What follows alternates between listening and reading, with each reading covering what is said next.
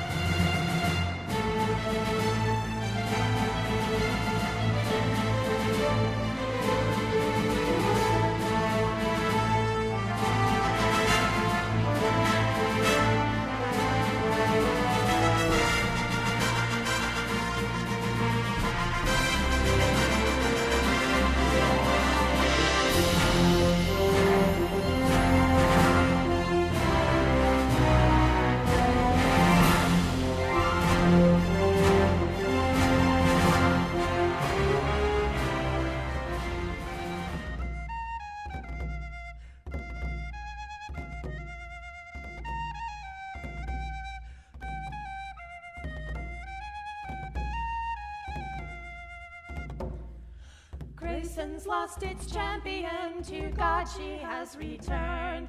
To stand before the tester in the state her rank has earned. Our Lady needs an honor guard, an escort and a crew. And if you're the best available, I guess you'll have to do.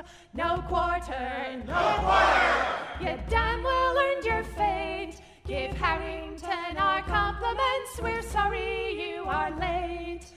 Ancient legends say the rank of fallen warrior held depended on the honor guard of foes that one had felled. And so in tardy tribute to the one we couldn't save, we'll lay your fiery deaths like crimson flowers on her grave. No quarter, no quarter! You damn well earned your fate. Give Harrington our compliments, we're sorry you are late.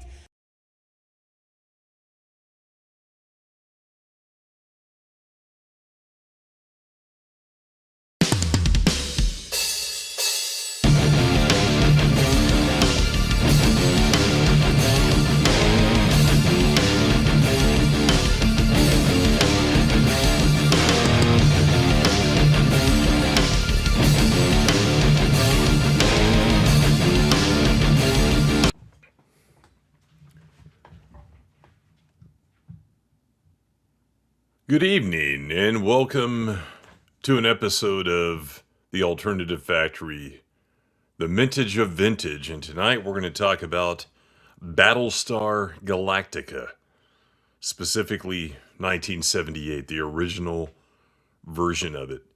Who's we? Well, I've got someone in back we're going to bring in just a few minutes here.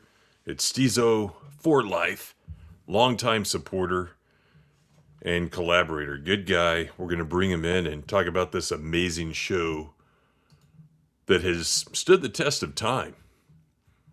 Let's see whom we have with us on the YouTube side. There he is, the man himself, Steezo for life, with us.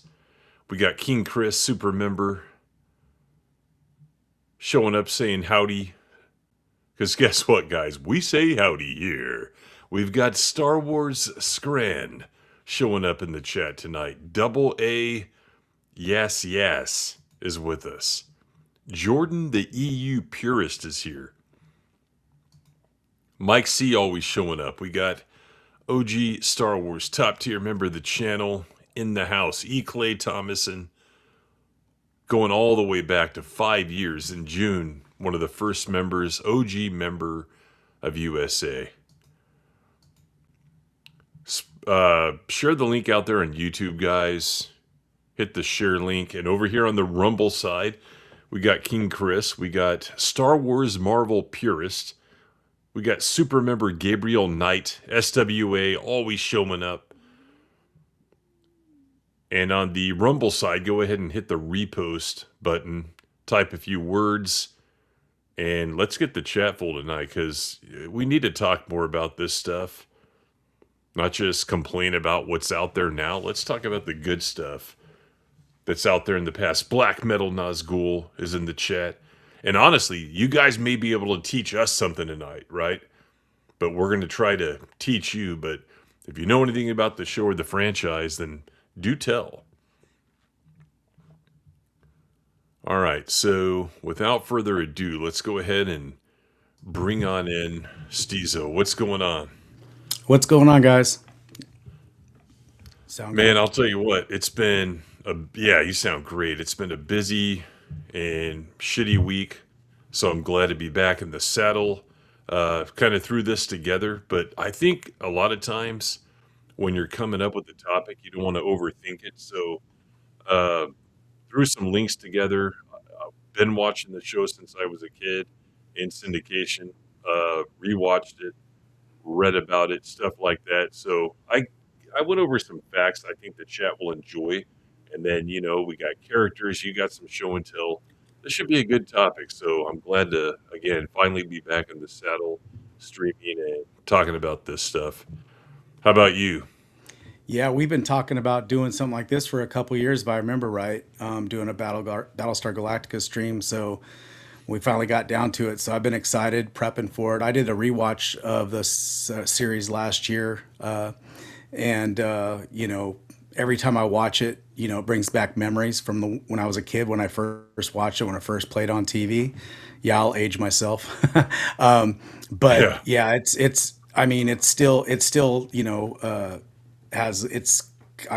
felt the same way like I did when I first saw Star Wars, because I was that kid, I'm really excited about it, to look forward to, because this show and some of the other shows that we've talked about in the past that you've done, like on Alternative Factory or retro stuff, there's a lot of good stuff, because we complain a lot about this media that comes out nowadays, and it just hits different, and so I'm glad we can actually show some love to a show that definitely deserves it. Yeah, definitely. And you said it, like, it just hits different when you watch it. It's not nostalgia, because when you say, oh, you like this because of nostalgia, I think He-Man's a good example, because you watch that shit now and it's like, how did I ever even like this as a kid, like the cartoon? Because it's just not good. Hey, pretty cool toys, but the storytelling and just the animation was just bad. But when you go back and watch something like BSG, you're like, wow, like, this is awesome as I watch it. Now, you watch 1980, you don't get that feeling, right? Not at all. But when you watch the original show, you're like, wow, this really means something, and it is a good show. And you said you did a rewatch. It couldn't take that long to get through a rewatch. No, because I liked it so much. I think I was like binge watching 4 or 5 episodes. It probably took a day or two. Because there's a lot of the episodes, even though there's I think 20 something episodes, so a lot of them are 2 or 3 parters. It's counts as one up. There's part 1, part 2, but they were played consecutive, like as a weekly, and then the second part came out the following week. So yeah, I got through them pretty good, pretty fast because I enjoyed it so much. So it wasn't like, oh, I'll get through that, and you know, that's what happens when you're liking something so much, you just get sucked in. Yeah, in the last couple of years, I've watched some documentaries that were out at the time in the late 70s. They were out there on YouTube, and I've been watching stuff like that. I don't think the show is out there streaming. I think briefly it was out there like on one of the free ones like Roku or Tubi or something like that. But it's not out there right now, so I need to get the DVDs. We got some other people showing up. Tehillim 29's here. Hater Greg's here, and he doesn't want Jon Stewart and his kid to do the remake of it because that would be bad. And then, yeah, can we get a Dune stream? Hey, Chris, here's my response for you. He right knows your here. love How for about that? Dune. Yeah, garbage. Let's see. Over here on the Rumble side, I gotta get that third-party app where I can see the comments and the streaming software. We also got Gummy showing up. Melissa Lord's in the house. Starbuck is Faceman. Templeton Peck. Yeah, that's Dirk Benedict. Just great in anything he's in. I just like his work. Yep, so that's who's showing up. Share the link out there, guys. So let's kind of get into this. I did some research on this, and I learned a couple things today. It's either that or I'd forgotten these things, and I remembered them. So Adam's Ark was going to be the name of the show. Glenn Larson, or really movie. I think he wanted to do a series of TV movies. Adam's Ark. And I think he came up with the idea like in the late 60s. Could never get it off the ground because no one wanted science fiction at that time in the late 60s, early 70s. You had stuff like 2001: A Space Odyssey, but not really a huge popular movie at the time. And a lot of people don't like the movie now even. I love the movie. I watch it at least once every 3 years. In any event, not a lot of science fiction coming out. Well, then something did happen in 1977, and Star Wars came out. Yeah, exactly. And it just changed the game because you had all these depressing movies coming out in the 70s, and then Star Wars comes out. Oh no, everyone, we've got to do it. We got to make a space opera, science fiction. Who cares what the budget is? Just get it out and get it out now. So you had like the Hasselhoff movie. You had like Battle Beyond the Stars. Well, I like that one too, by the way. That's a good one. Yeah. Yeah, it's fun. So you get all this stuff out there, and then suddenly there are networks interested in this, right? So he got it off the ground and renamed it with something star in it, right? We got to use star. So there'll be some trivia later on this. So we're going to have Battlestar Galactica. And what's it about? Well, the Adam's Ark thing that he originally named it, well, it's obvious what that would be about, right? Just like Noah loading up the ark, whatever, because here comes the flood. So do you know anything about the roots in the Mormonism of the show, of the franchise? Yeah, so when you brought that up, I was going to bring that up. So I'm not really like caught up in the LDS stuff, like I didn't know that till years later. When you're a kid, you don't really get all those references. But years later, when I found out and I went back and watched it, and you hear all the words like, the 12 tribes and how we put that in there, the Kobal and the whole journey aspect and stuff. Like there's a lot of, now that I know what they are, now you see, hear and recognize all the references and see how much him being in the LDS church, how that influenced the show as far as like, but you would have to know that, because if you had no idea, you wouldn't understand. Like it just, I don't think it affects it. Like it's just one of those things. It plays in well into the whole story and stuff like that. But it was hugely influenced, by his whole, because he was a big time part of the church. Yeah, and it's not just influence, right? It's here's the thing: when we tell stories, you're going to get a lot of Judeo-Christian influence on your storytelling because it's part of your culture, right? Right. So it's not like, oh, he's just trying to force feed Mormonism, LDS onto people. No, that's not what it was. It's like, hey, that's the mythology, right, that he's Right. using to make the show. And when you see a lot of storytelling, like look at Star Wars, you could say, hey, there are Christ-like figures in Star Wars. It's all mythology and drawing upon archetypes and stuff. So Absolutely. there's some pretty cool stuff there, like sealing Yeah. the marriage, in Mormonism, where people are married for eternity and all that stuff. So drawing upon that mythology, I don't really see a problem with it. I never saw them pushing the belief system on the viewing audience. It was just, hey, this happens to be the universe I just created. This is the mythology of it. And it's pretty cool. And plus, Yeah, absolutely. he's also acknowledged as not tying in, but also using as an influence, like Von Daniken, right? Like ancient astronaut theory, which I don't believe in any of that crap, but I think it's a cool theory for storytelling. So he kind of merged those two things to come up with this unique universe from which he Right. could have a space opera science fiction story television show. It was actually a theatrical release. The pilot was. So I really didn't have a problem with it. Not at all. Using those influences is, yeah, when you're a kid, unless you're in that church, right? Then Right. how are you really going to get that stuff anyway? So let's see. So we got Blake in the chat. Science fiction's true birth was 1986 with when the groundbreak. Yeah, he loves the voyage home, and so does Greg. And then it was ruined in '99 when Phantom Menace. Oh, he got him back Oh there. no. Yeah, they're going at Taking it. shots. They're going at it. Taking shots. Yeah, so he, told around this 10 years until he finally was able to start developing it. And I'm looking out there on magazines from like the late 1970s, 78 through 80, and that first pilot, which was actually 3 hours long, the Saga of the television Star World. movie.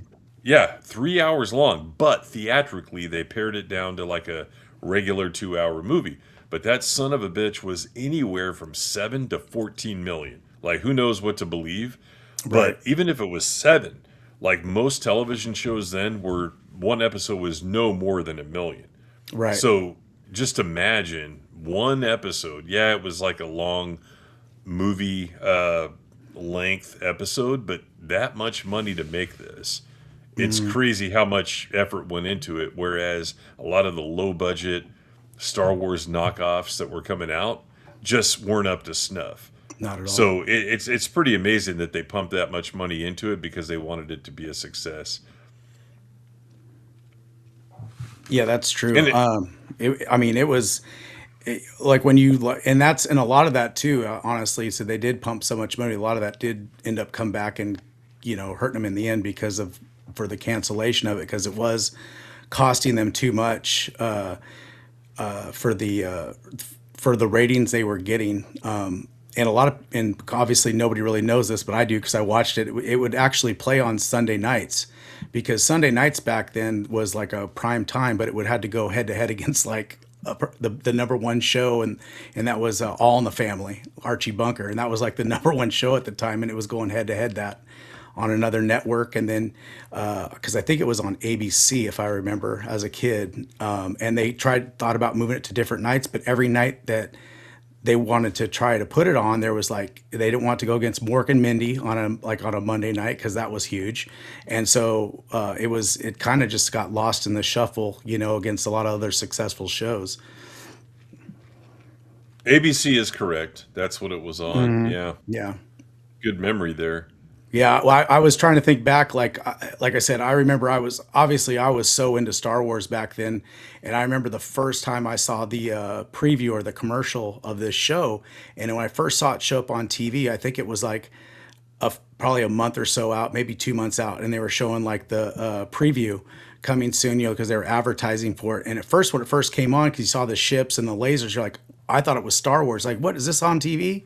And then it showed it, and it was like, what is this? It like totally blew my mind because first thing you see Star Wars, as a kid, and they're like, no, it's not Star Wars, and I knew I had to watch it. I was like, this is me.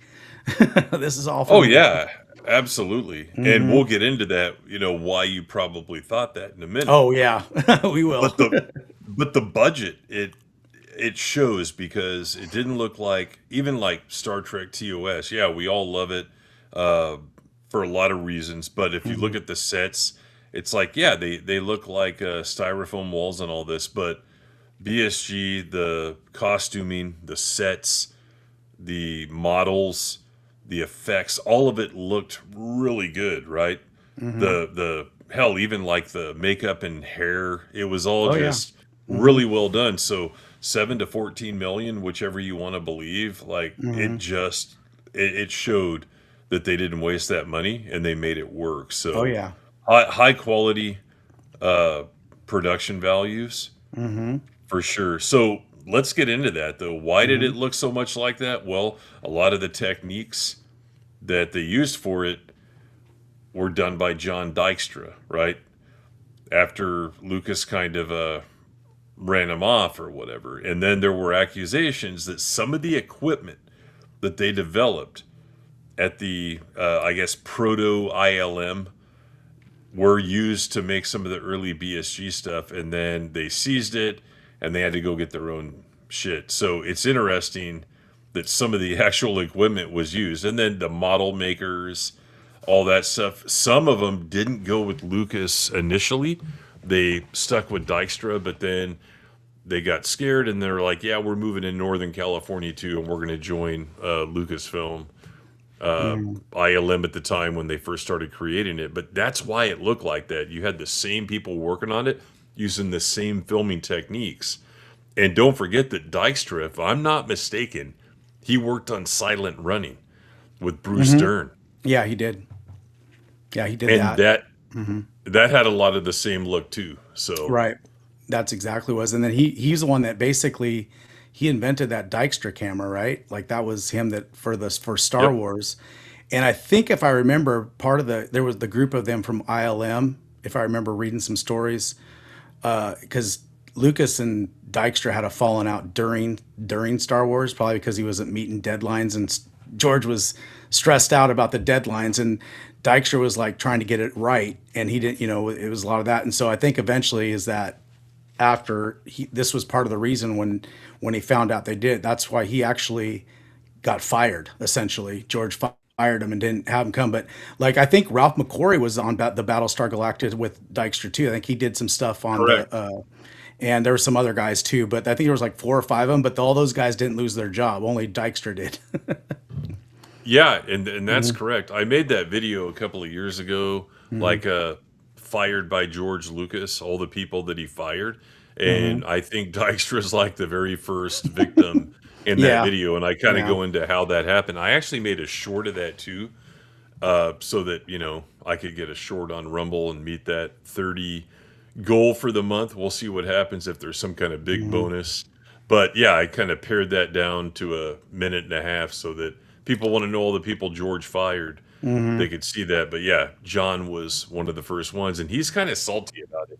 Because I don't Yeah. know if you remember, but coming up on 4 years ago, we did that Icons Unearthed thing where we watched it, and Dykstra's on there, and yeah, he's talking a lot of shit there. And I think he was in the wrong because at the end of the day, it's Yeah. like, hey, this guy's paying you to do this, and yeah, you're good at what you do, but he's the one signing your paychecks. So Well, he you saw got to do money. what he says. I think he saw too, like, because it was after Star Wars, they hadn't started production on Empire yet. And so he was probably trying to bridge the gap, make some money on the side. They was offered probably a decent sized paycheck, obviously, by Glenn A. Larson and all that to do that. And then, said, all right, let me get some of my guys that I worked with. And you can obviously see his influence and from the Star Wars into Battlestar Galactica, as far as the ship, the ships, the way they look, the way Yep. they fly. Yep. I mean, that's why if you like Star Wars, that was the first thing you remember. Wow, this is a lot of similarities to the ships too, and and that's one of the reasons too. I'm sure we'll get into it that Lucas, well, actually, I think it was Fox led the thing. They actually sued Oh yeah, Universal. Yeah, I got some interesting stuff on that too that we'll get into later. nice. Let me, of all the images I pulled up, I totally forgot to pull up some of the Ralph stuff. I want to take a look at that. I've seen him, and he also did at the time. He did Star Trek: The Motion Picture Yeah, concept art as well. So, yeah, he was pretty dang busy yeah, in because the late ILM 70s. did the special effects for that too, right?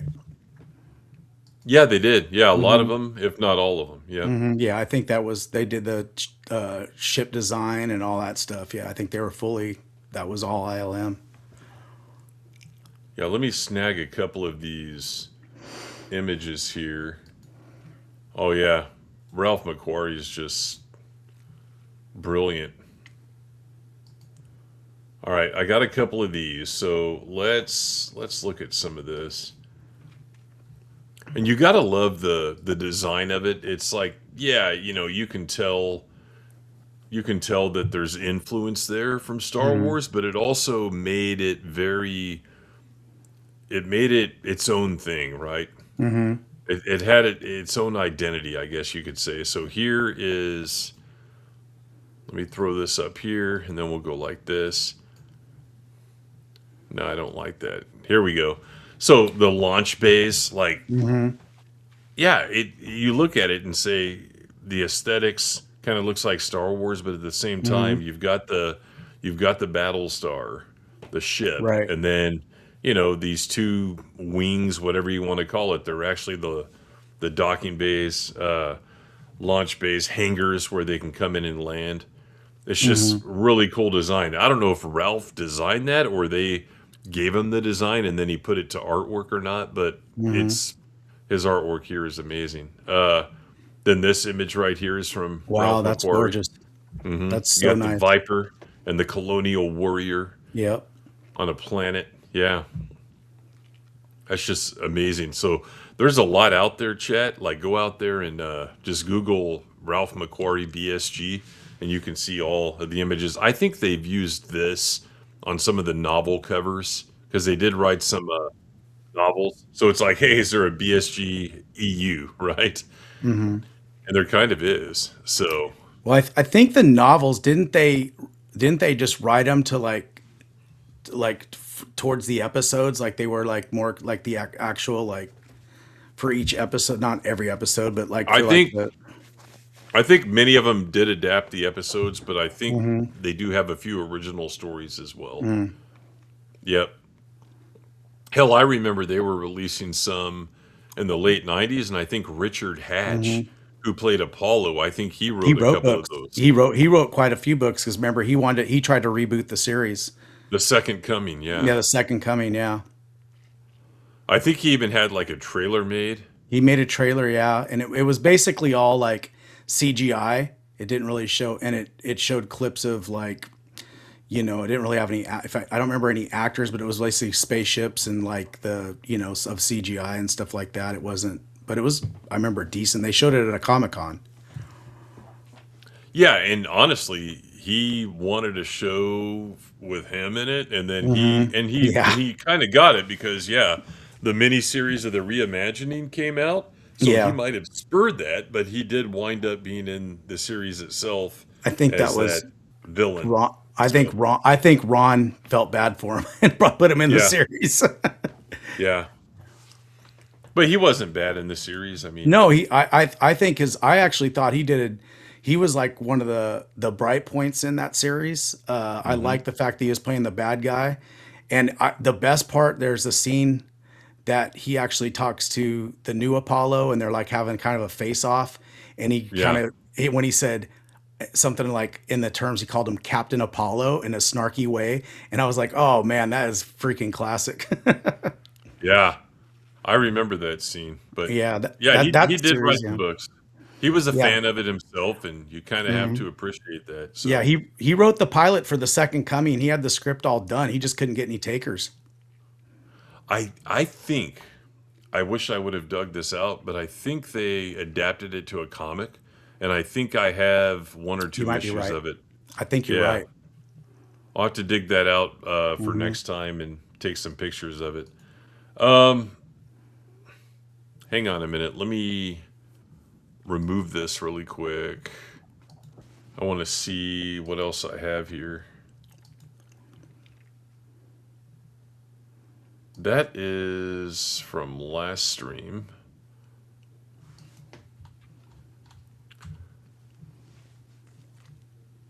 Let's see.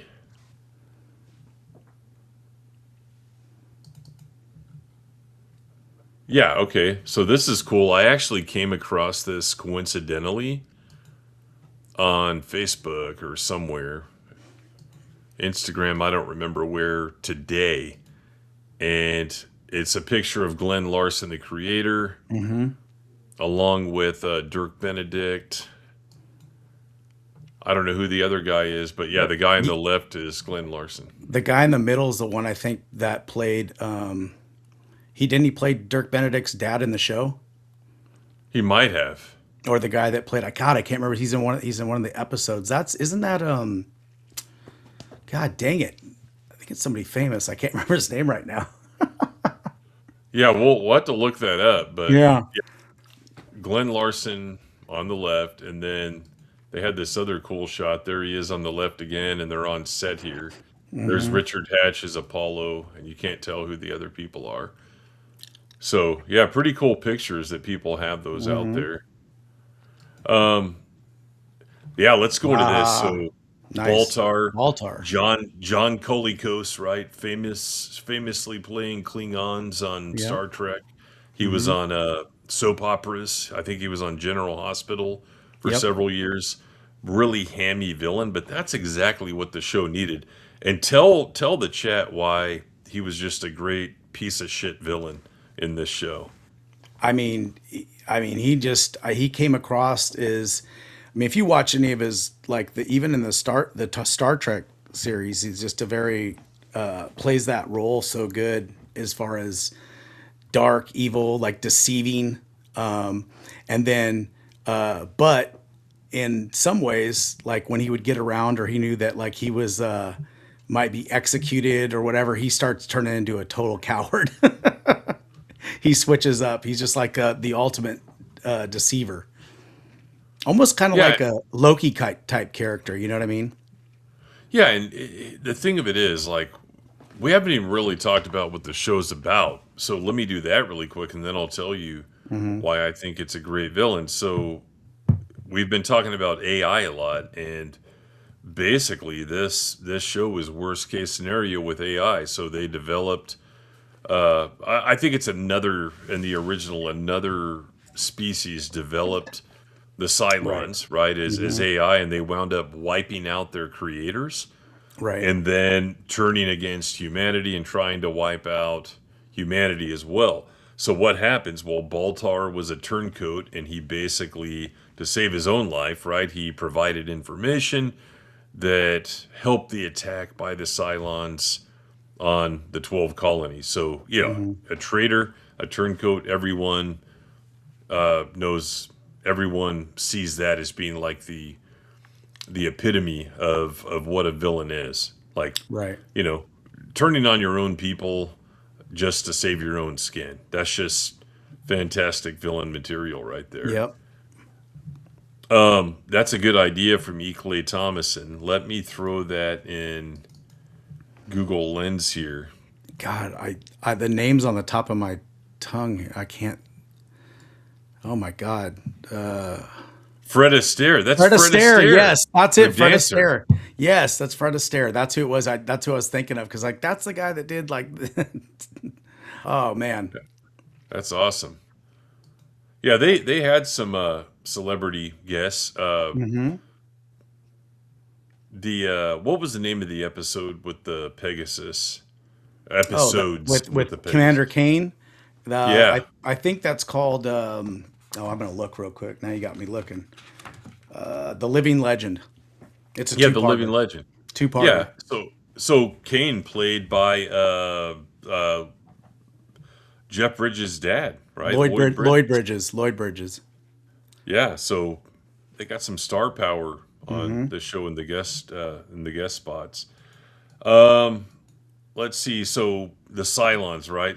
So for chat that don't know, these are like the foot soldiers of the Cylons, the bad guys. And you could make the comparison to stormtroopers here. You got these armored guys, but these are robots, right? Right.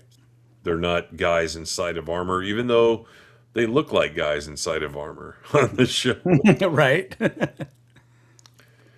Over on the Rumble side, Gabriel Knight asks, wasn't there a Star Trek TOS episode where the Enterprise visits a planet where robots or AI wiped out their creators? Yes. Several episodes. Yeah. There's a few episodes like that. And then, that's where the Kirk talks a computer to death meme. Yeah, that's great. So, in fact, we talked about that on a stream recently. I can't remember which one it was on the Ultimate Computer, where he gets it to, reason that it should kill itself because The probe. because of murder, right? What is the sentence for murder? Death. So he gets it to kill itself. So Yeah. they look more like knights than well, I mean, yeah, but I'm just drawing a comparison that you have these foot soldiers with fully covered armor, and it's silver instead of white. They've got rifles. So I think they were called Centurions, right? Centurions. Yep. Centurions, yeah. Yeah, it's why they resemble a Roman soldier. Right. Get the helmets. Yeah, they got that plume. Yep, on their helmet. Yeah, the AI Scourge stream. Thank you. Been talking about AI a lot. In fact, we've been talking about it at work a lot too. So, but yeah, so we'll get into this right here later on in the stream. Almost looks like he has a bayonet on that. Yeah, they are. Right. It is like a dagger on the end of it. Yeah. That's badass. So here's the crew. So what was the name of the show? Adam's Ark, right? Well, one of the main characters, right there in the middle, Adama, right? Adam's Ark, Adama. So it's not really hard to figure out where he got the name from. And then you got the colonial warriors with their brown jackets. That's Jolly on the left, right? Boomer, who was an Asian woman in the reimagined series. Right. Like, okay. I can't think of and a Cylon. And yeah, everyone was a damn Cylon. God. I can't think of the auburn-haired chick's name. Was it Athena? Oh no, Athena was the one in the blue. Athena's on the right. And then that's Cassiopeia on the right, with next to Dirk Benedict. And then she was a whore. Yeah, she was. Or no, they were called Socialites. Something along that lines. So right? Socialator. Yeah, Socialator, right. Yep. God, But what's her Athena and name? Apollo are siblings, and they're Right. the son and daughter of Adama there in the middle. Yeah, I don't know the auburn-haired chicks. She's actually Commander Kane's daughter, right?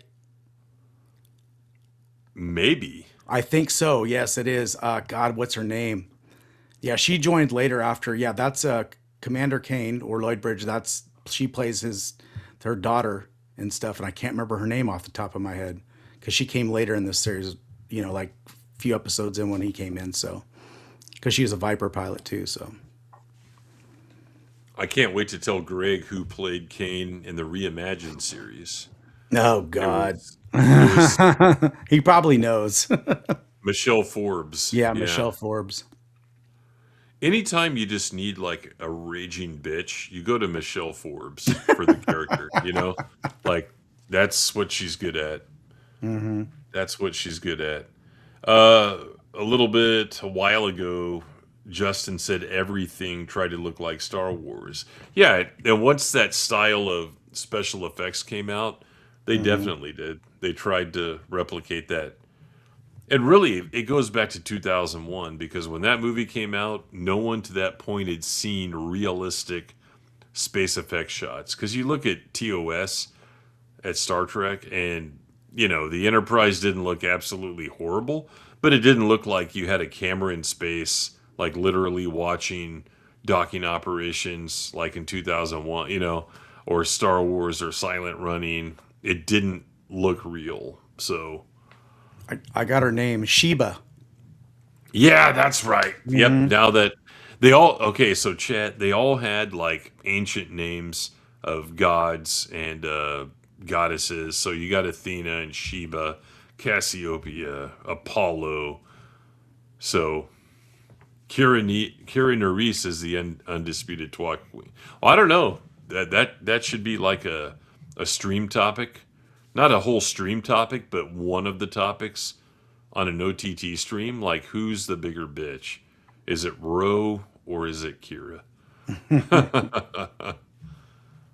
Let's see. And then this is called a base star. Yeah. This is the Cylon's mothership, and they have a lot of them.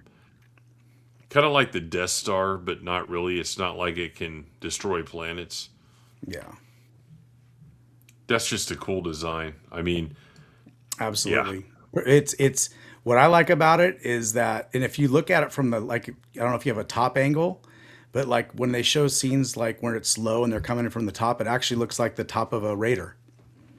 Yeah. Yeah.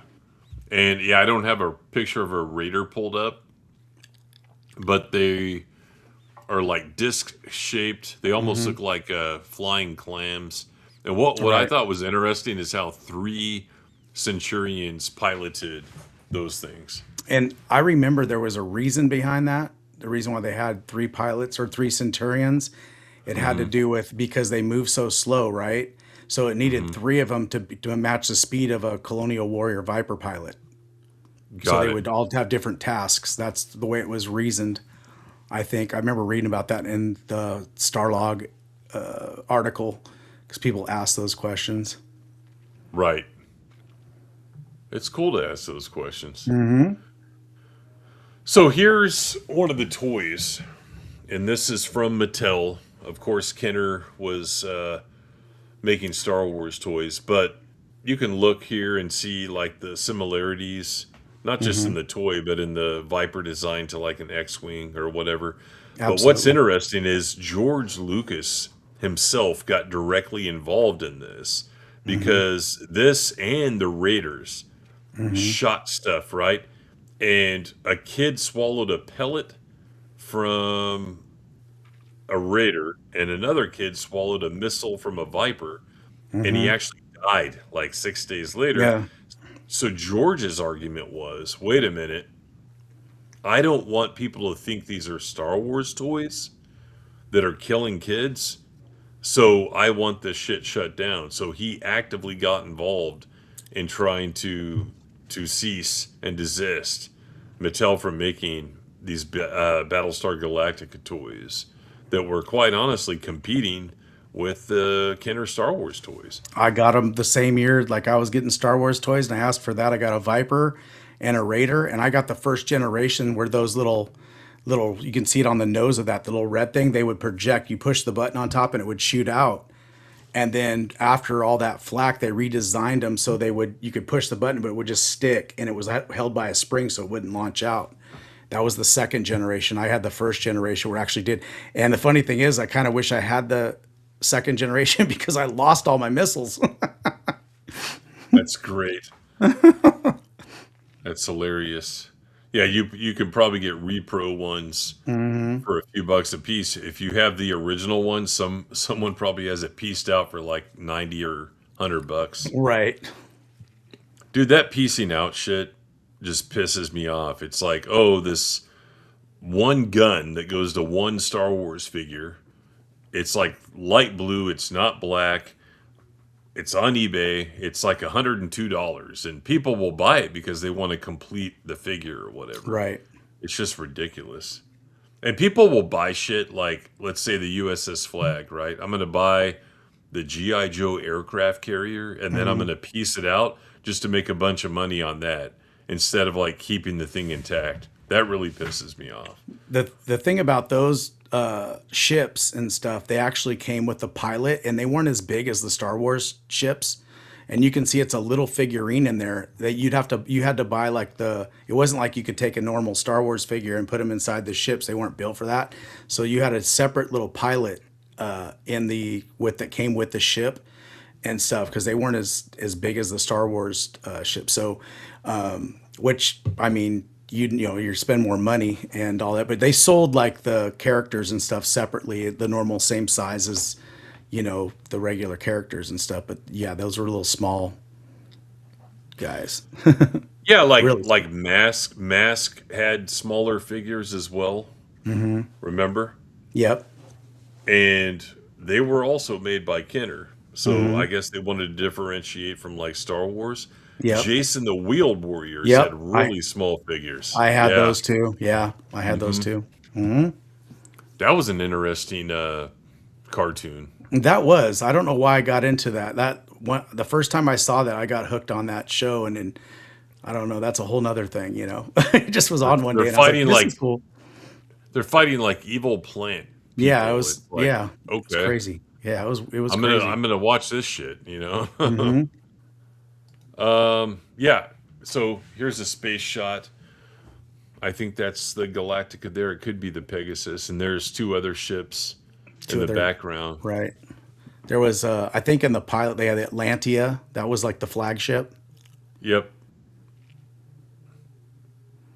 Yeah, and by the way, going back to the plot of the show, so the Cylons, they destroy the 12 colonies. There are 12 planets. I don't want to say planets necessarily. Some of them could be moons, but 12 colonies get destroyed by the Cylons in a fire attack.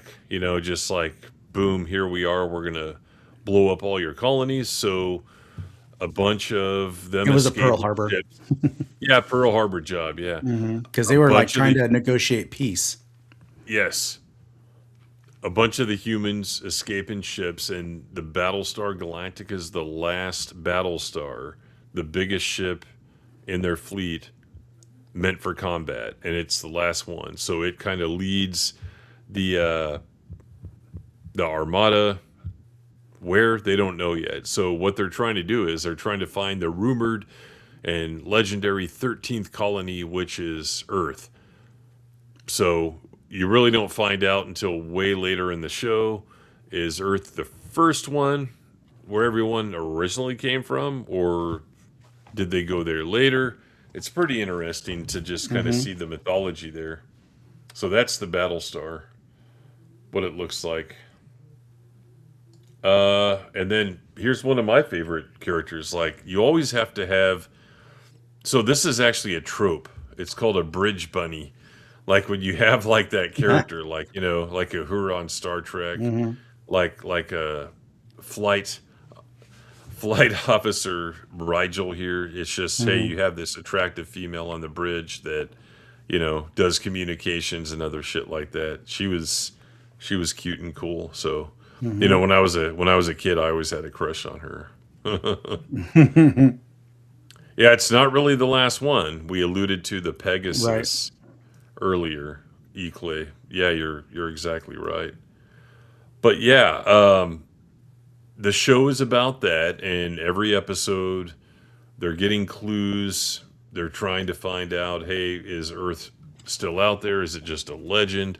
What the hell's going on? And they finally get there, and in the very last episode, and then 1980, which is a spin-off series that's awful, that we can't recommend. Basically, they show up in 1980, which is a far cry from the Reimagined series. They show up, I would estimate, 20, 30,000 years ago from current time, because men are still like living in caves and all that shit.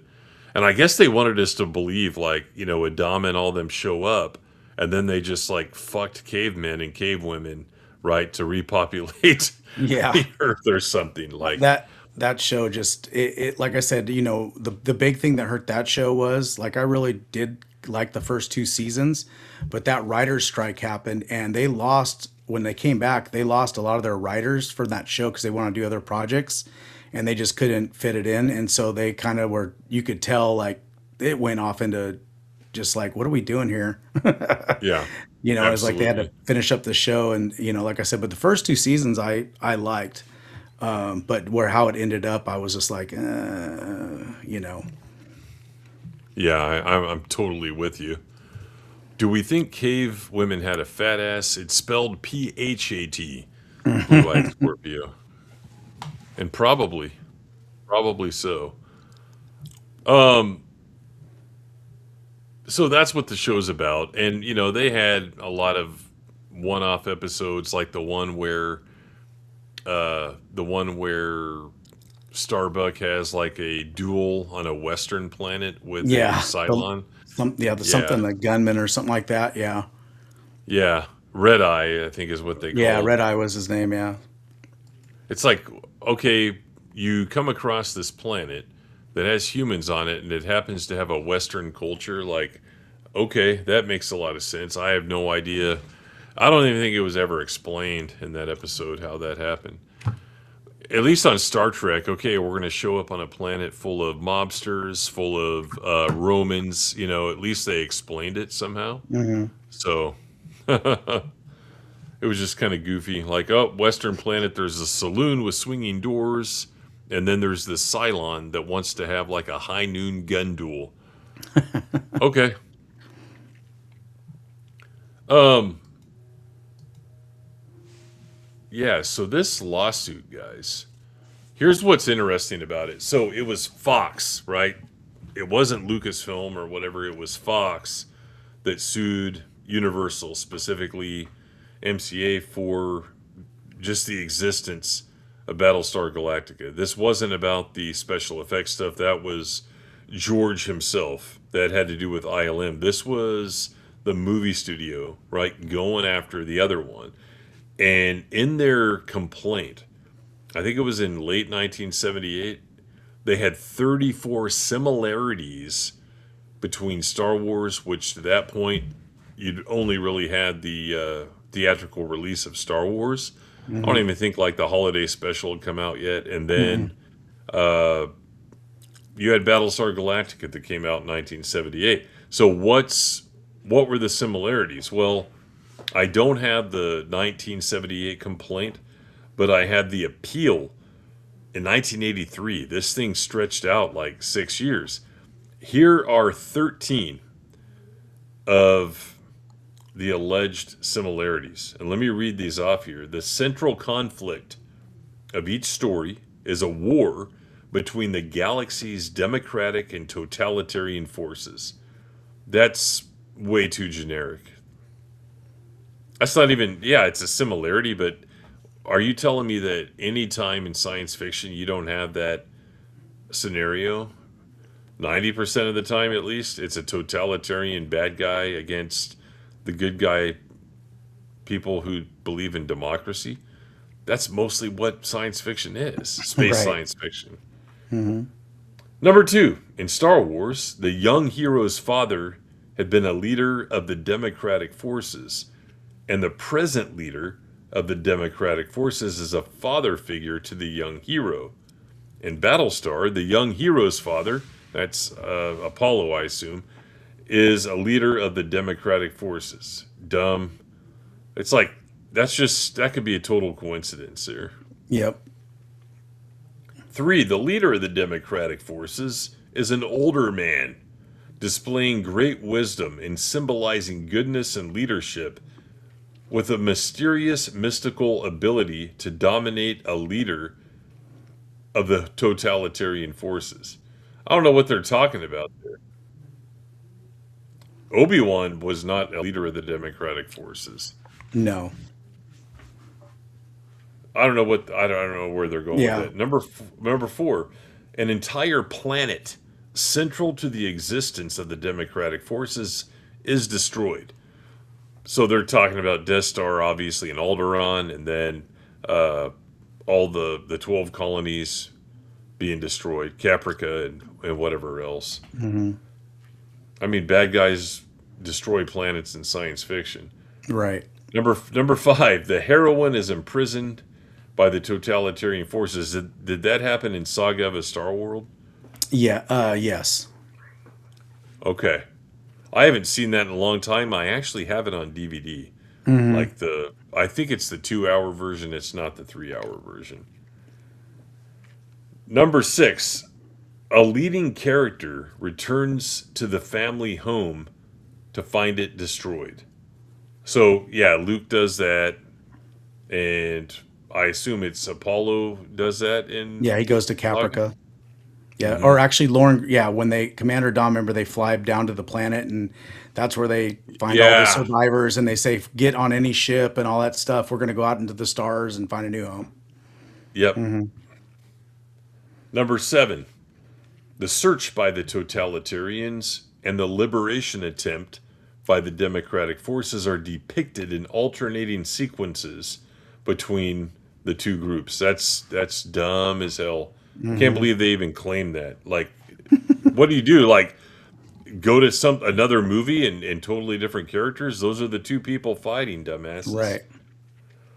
Number eight, there is a romance between the hero's friend, the cynical fighter pilot, and the daughter of one of the leaders of the democratic forces.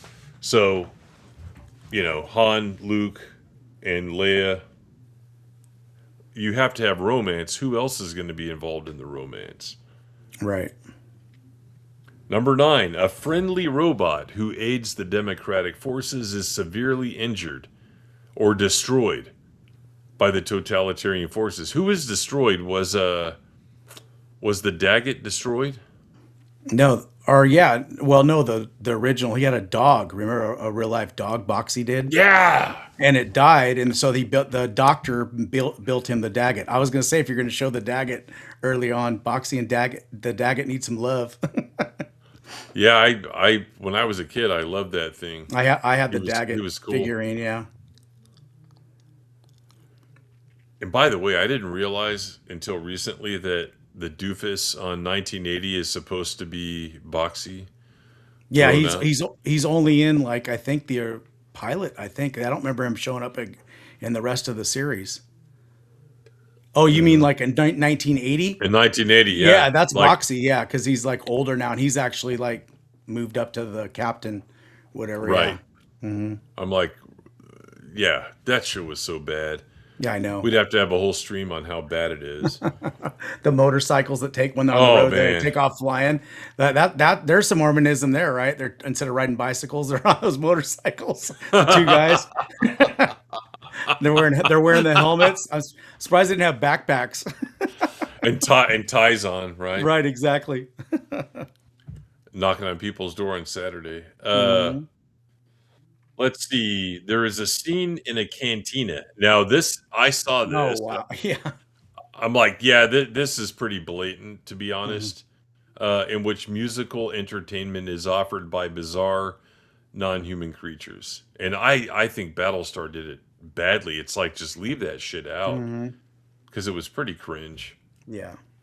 Number 11, space vehicles, although futuristic, are made to look used and old, contrary to the stereotypical sleek new appearance of space age equipment. I mean, does that mean that no one can ever do that again, or is it the sum of all these Right. things together? Like, I don't really know. The climax consists of an attack by the Democratic fighter pilots on the totalitarian headquarters. Well, what did you want them to do? Like send in like commandos and destroy them? Like, I don't understand. And then lastly, each work ends with an award ceremony in honor of the Democratic heroes. Yeah, they should have just had a sex scene instead. Right. Like Hmm. it's. But with that being said, this was an appeal, and they upheld the complaint. So Universal and Fox wound up settling out of court, and the rumor is that it was like $225,000. It's like, wait a minute. You're telling me this show that had anywhere from a 7 million to 14 million pilot budget was held up because of $225,000 over the course of 6 years? Because I think they finally settled in 1984. Like, it was just a pissing match more than anything. like to establish their dominance and ownership of those design elements of the show and storytelling elements. Yeah, I think that Universal won the original suit before it got to this appeal, because I think the lawyers for Universal were like, okay, so you say we're, we plagiarized Star Wars, and these things, Star Wars has been influenced by Buck Rogers and Flash Gordon, and they countersued. They did. Yeah, they countersued. It was silent running. They said Right. the droids are based off of the silent running droids. Mm-hmm. The little guys that Bruce Stern's character was Right. messing around with on the ship. But yeah, Mm-hmm. it's just ridiculous. So 6 years, $225K. Probably cost more for the actual litigations and all that stuff. Basically they just Yeah. paid for court costs. Yeah, exactly. Interesting stuff. Mm-hmm. Let's see here, Mike. If that's the case, I'm surprised Akira Toriyama wasn't sued. Who is that? Let us know. He was a general in the Clone Wars. That's how Leia described him. Yeah, Obi-Wan. Greg says they built their entire society on a gangster novel. Yeah, totally explained. Well, you got to remember, though, that species was very, they were affected by, they were imitative. That's the wording that McCoy and Kirk used. They were very imitative. Mm-hmm. So it's not like they were just humans that found a book.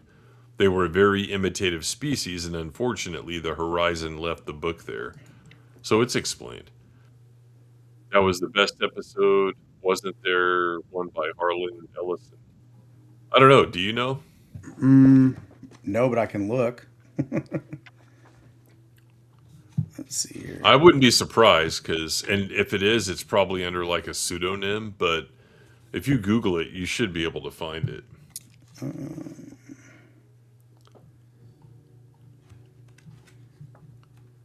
Let's see here. I don't see. Like he wrote it? Yeah, look that up, Mike, and let us know if you're correct or not. I wouldn't be surprised because he wrote a lot of science fiction, but I wasn't aware of that until Mike brought that up. I wasn't aware of that possibility. It's fine. In TNG, Benny from LA Law became the leader of the Alliance of Retards.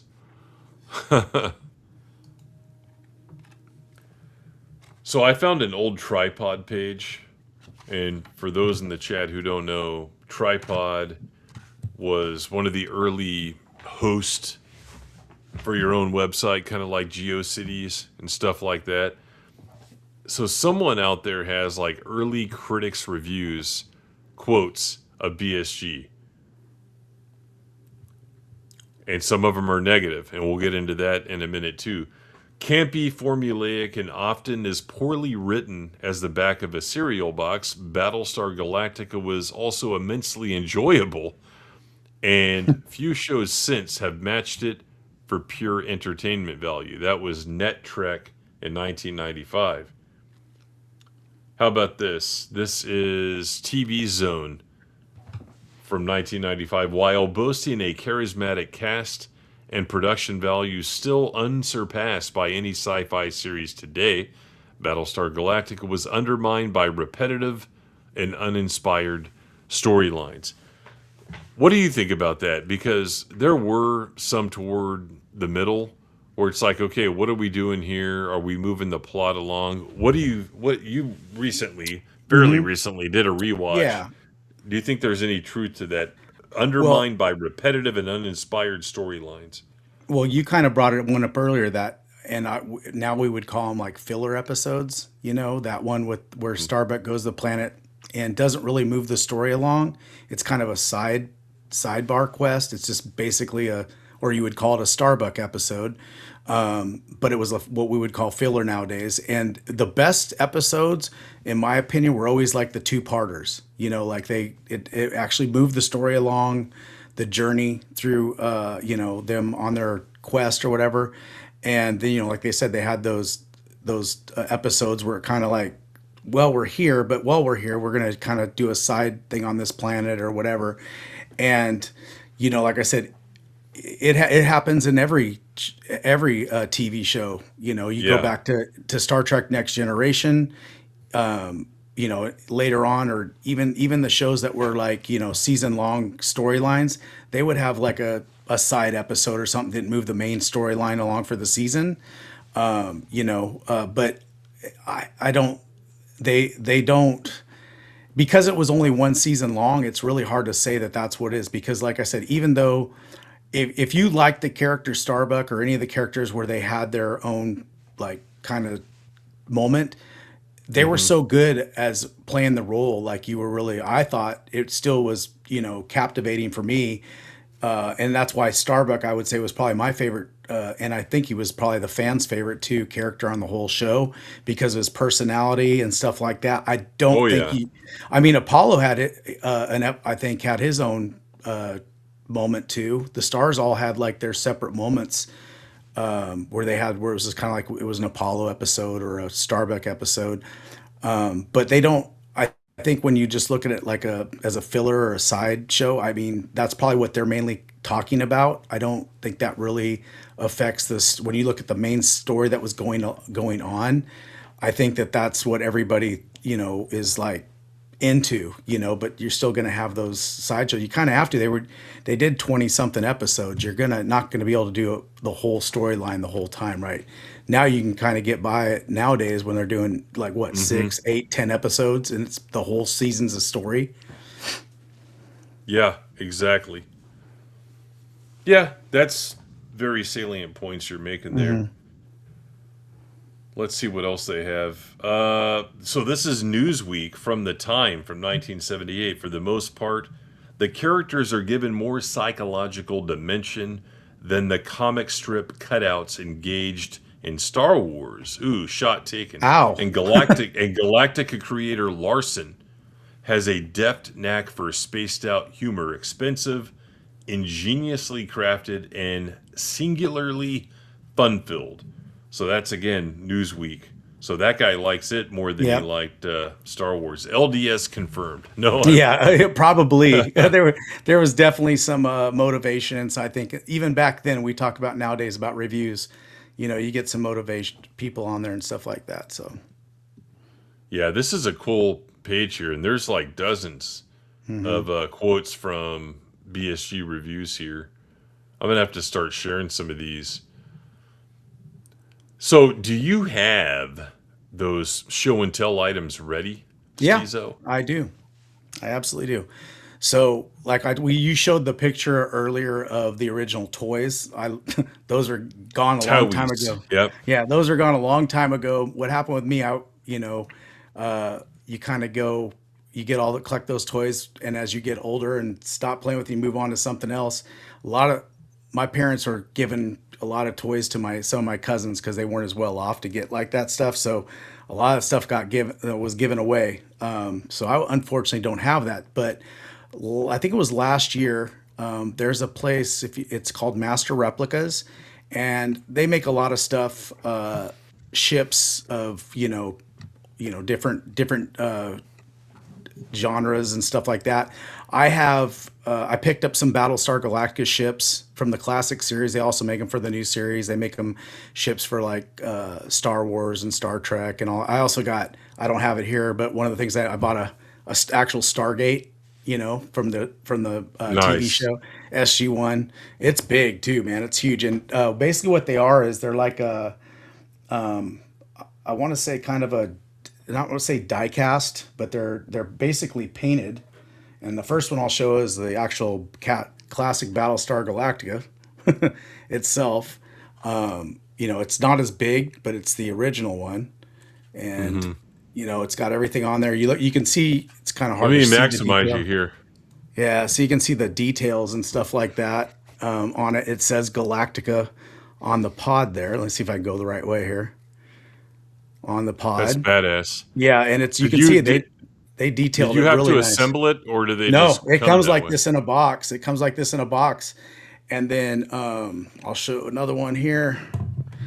And every box. Does it come with a stand? It does. It comes with the stand. It also, I'll show you something when I go after I show it. Here's the actual Viper. Oh, badass. Yeah, this thing's sweet. It's more detailed. It's actually bigger than the Galactica.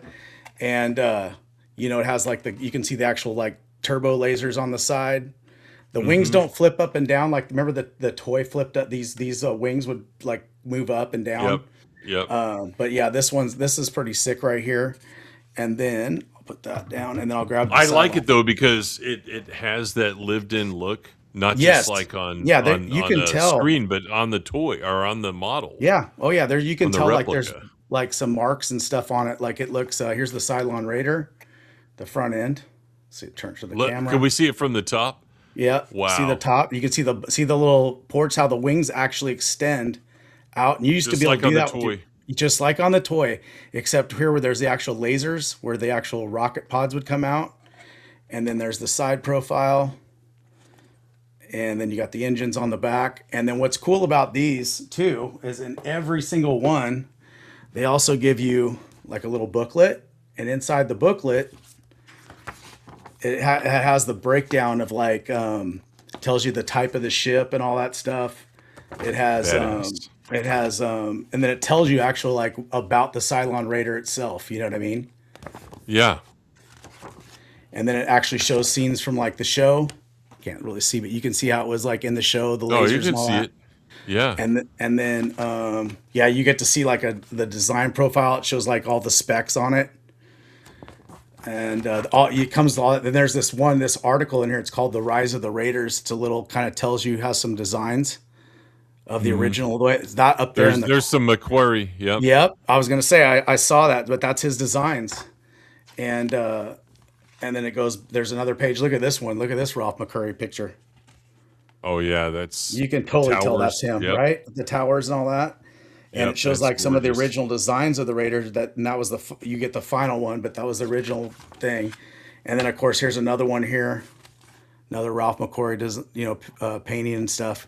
And then that's just an ad for the new Raptors on the new series you can get or whatever. So yeah, each book comes with it. So That last painting almost looks like some of his concept art for like Imperial City. yeah, I was gonna say it looks like a lot like that or like Cloud City. You can see like just the paint and stuff like Yep. that. Totally him. But yeah, So they're pretty cool. how long have you had those? I got them man, probably over a year now. So beginning of I think last year. Just because I've have collectibles. I had no Battlestar Galactica stuff other than I also have this right here. This is the DVD set that I got at Yeah, Best Buy when it first came out. Yeah, I remember I saw that probably at Best Buy. I saw it Mm-hmm. somewhere at the time, and I'm like, I need that. Yeah, mean- it's awesome. It's all the disc is folds out and opens up, and you have all the discs in there, like a book. And I was like, That's badass. yeah, it's awesome. Now, could you hold the slipcase? Is from what I remember, is the Cylon? Is it like 3D? Is it coming out of? Yeah, the, it comes out. It comes out. I don't. This has like a plastic thing on it. Like I think if you go like that in light, you can see how Yeah. the eye moves. See how It's the eye moves? embossed, basically. Yeah, it's embossed, right? Yeah. So the eye moves as you move this thing. That's pretty cool. Damn, that's awesome. I need that. I would put it like right here, like all the time on the shelf, so that people could see it. And it comes with this book inside of it, kind of almost like an album. Has like the pictures, tells like each show underneath. Yep. And you can go through it. And then after it goes through each show, at the end there's more like you can see some like specs of the ship, like diagrams. And I stuff. love diagrams. Yeah. And then it shows like the main characters, pictures of them from the show. But it's Yeah, pretty that's cool, really cool. These So- are kind of the things that you kind of collect. So I got to ask this: like, how much do you have to drop on something like that? Like on the You mean on the models, collectibles? replicas? Yeah. I actually got them. I think there was like I want to say there was a special. There was like if you bought so many, I got a discount. I can't remember. If you go to the Master Replicas website, they're on there. But I want to say because I bought these three and that Stargate at the same time, so it was a few $100. I want to say probably about 180, 200 or something like that. And then I think they came from the UK. Got it. Okay. But yeah, you can put them on stands and stuff like that. And I bet you Master Replicas does like one of the colonial laser pistols and stuff like that as well. Because Don't I've seen remember. those out there. Yeah, they're out there. They also do, like, I don't have it, but they had the Battlestar. I might get that too. That'd make a cool display piece. Yeah, the Battlestar is pretty cool. Yeah. You got So anything yeah, else? I think I have like again the comics are buried in one of my yeah. boxes. I should have pulled it out, but I think I have like one thing. Hang on a minute. Let me see if I can. Yeah, here it is. And I used to have more, but after a couple of moves over the last, golly, 20 years, I don't have a lot of that anymore. But this is like, Is it a you micro know, what do you, machine? no, it's, what's the name? Like a titanium series. Oh, okay. Like Star Wars had a bunch of these. Who is it? Did Hasbro do these? Let me see if I can see it under light here. But it's Yeah. metal. Okay. So it's die cast. Yeah, it's diecast Yeah. titanium series. Yeah. I have some X-wings and TIE fighters as well that were from Yeah. the same exact line. But I had yeah, the Star Trek whole like ship thing you bought, like they all came together of the next generation ships and stuff. That was pretty cool. That's in storage though. But yeah, those were micro machines that I got, the micro machines when those were all coming out. But they had the Star Wars ones too. yeah, I remember they came in a big box with a window on it, and the asshole with the comic shop around here, he wants like Yeah. $200 for. I mean, that guy inflates everything. It's like, do you think we're in an airport or something? Right. $200 for that? Like, I'd probably give 40 at most. Because if you look on eBay, maybe you have one or two sales at $60, but nowhere near $200. And like when I bought that Palpatine bust, I had been looking at it for like 4 years, and it just sat on the very top shelf in the back. And he has like statues going all the way around the top. And finally, I'm like, yeah, I'm going to buy that this year. And I go, hey, I'd like that. And it was like 225. And he's like, actually, I should ramp that up to about 300. And I'm like, well, Right. dude, I've been looking at it. I saw the price on it, and that's why I came back. So I could have gotten that somewhere else. I'll honor the price. Well, that's the price you have on it, dickhead. Those comic shop guys are just the absolute worst. The worst of humanity. So going back to the show itself, it wasn't just the look of it. It wasn't just the I guess the mythology of it, the arc. It was also like the world building, the little nuances of it. Like, hey, we have sports, right? We have card games. We have the pilot's lounge where we're smoking cigars and having drinks and playing pyramid, right? That's just so cool that they had that. And then the look of the pilots, they look like authentic, not flight suits, but like like not off duty uniforms, but like their casual attire with the leather Right. jacket. And it just had a really cool look and aesthetic to it. But it seemed real because, yeah, if you had a bunch of pilots, especially ones that are living on a ship because their planet got destroyed, what are they going to do to pass the time? They're going to play some cards, have some drinks, and cut up and all that stuff. And they showed quite a bit of that in a lot of the episodes. Yeah. And I really enjoyed that. Yeah, and like even just some of the stuff that like what they wanted to do too, I noticed is like they some of the terminology they would use to separate from like obviously they're humans in space, but they're not like Earth. They're not from Earth. So they have their own like culture, their own like their own their own like vernacular. Like they had I think it was it the Taurons or whatever that kind of almost looked like Klingons? Was that the Taurons? Yeah, I They were think the ones that so. had the big brows and stuff. They were supposed to be more like Neanderthal type, whatever. And then, but like the language, like we didn't say frack yet, but they were saying that, or Feldercarb, those words, like they would Yeah, swear, like this. they would, yeah, they would swear, use that. And then even like what I like too is like the units of measurement, like for time, they would say 1 centon, a yarn would be a year. And they would say those words and you're like, oh, maybe in a year. And then you say, what's that? What's a yarn? Or what's a centon? Centon's a second or whatever. And just the things they would do, they actually, to put that in a show means they're really thinking about like the dialogue and all that. You know what I mean? I remember toward the very end, they were somewhere, and these people weren't familiar with with the 12 tribes culture and all that, and they're like, "I'm gonna only ask this one more time. What is a centon?" Yeah. Yeah, that was, Apollo would be that like, was, it'll be a few more centons, So yeah, what's a centon? And then I think, wasn't that when they met up with, what was it, the Alliance or whatever? yeah, There was that Alliance. They found that couple on that planet, and they were fighting against the Alliance and stuff. And yeah, I remember when that ship pulls up and they see the Galactica, and they're like, "Holy!" And they end up pulling it in the bay and stuff. Yeah. yeah. That's the one with those two androids that were like white. Yes. Remember that? Hmm. Yeah. Didn't they have some stupid name like Skip and Zip or something like Something like that? that. Yeah. Yeah. It was. Yeah. Here it is, right here.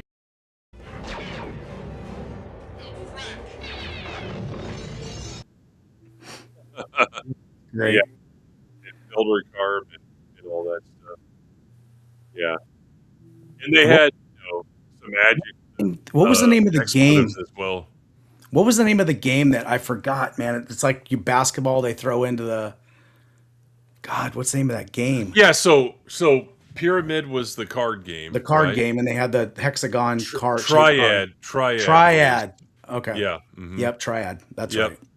and their outfits Yeah. on that, like I'm not God. gonna pull up a picture of that because No. we're not homosexual and we Right. don't want to see that. But it's like, what the heck, man? Like, imagine Definitely. playing basketball in that. Definitely inspired by the disco era. Oh yeah. Yeah, you could see John Travolta in that, Right. like doing, Club 54. doing like a thrust, yeah, club, Yeah.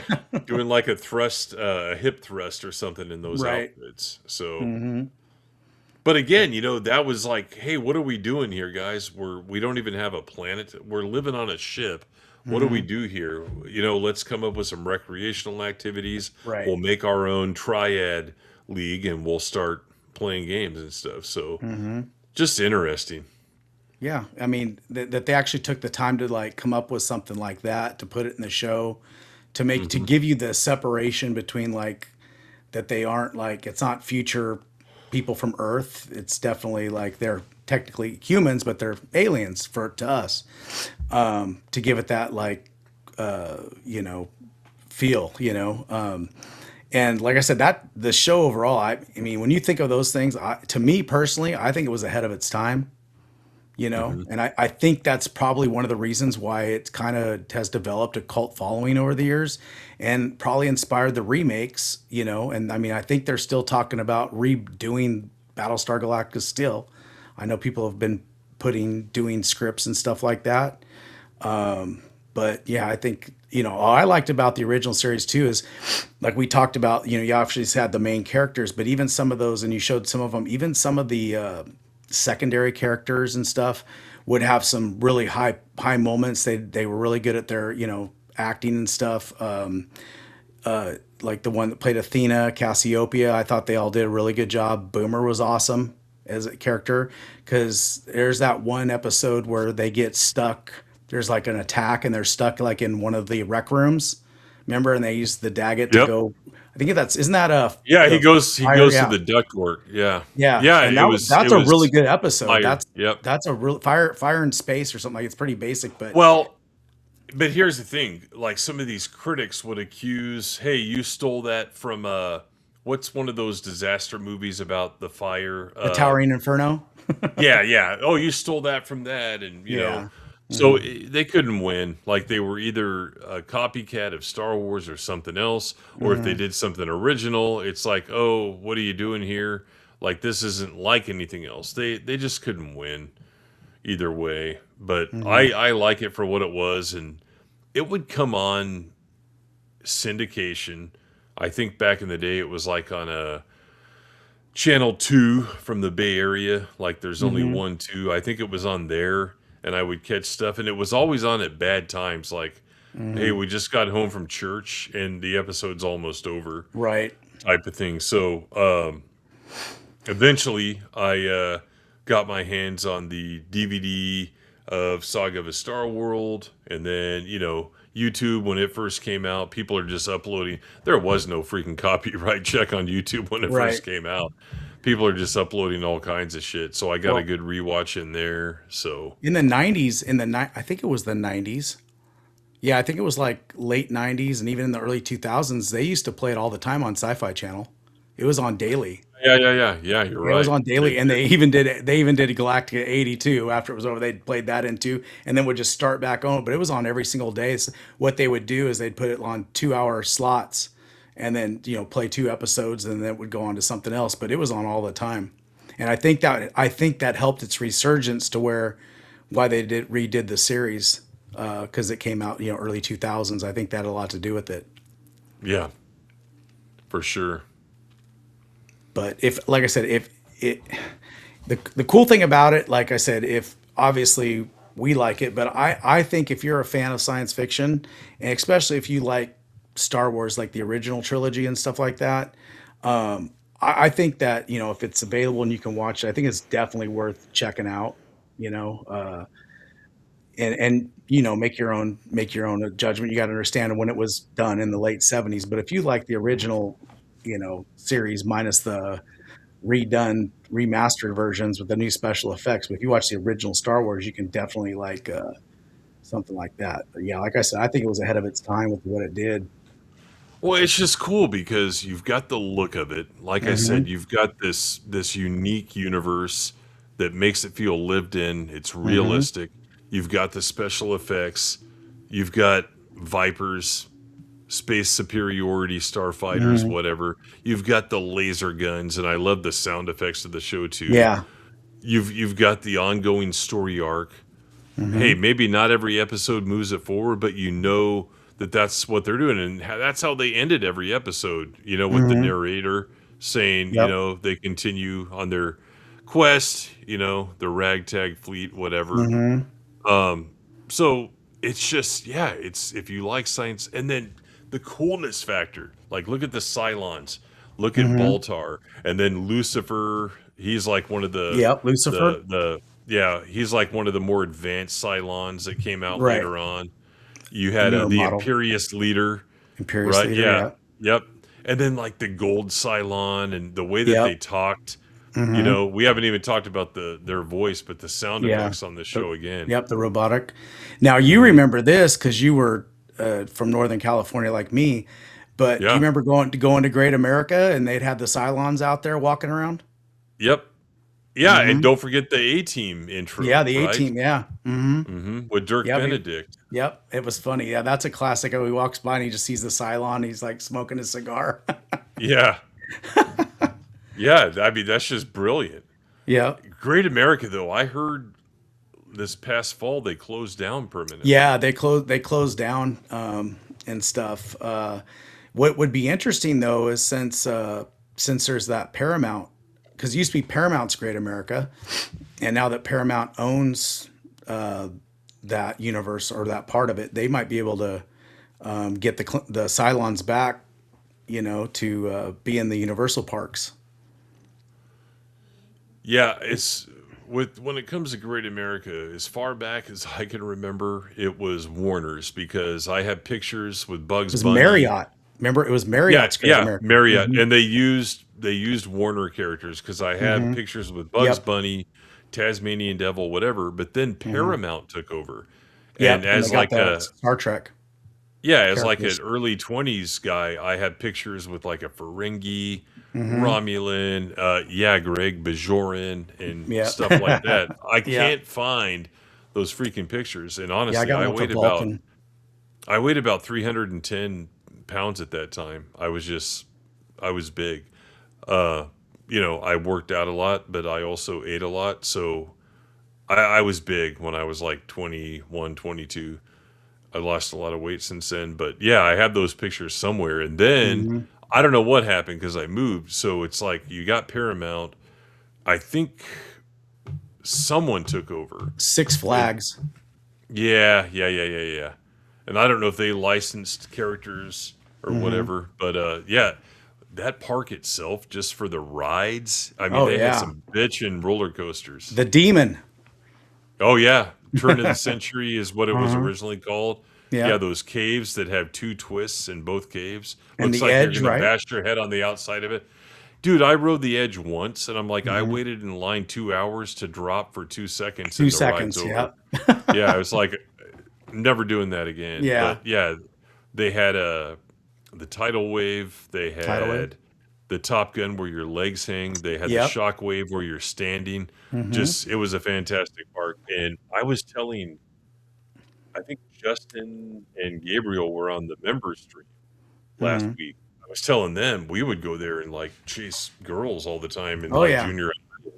Oh yeah, yeah. Oh yeah. We had fun as kids Hmm. going to Great America. So sad that it's gone. It's going away. Yep.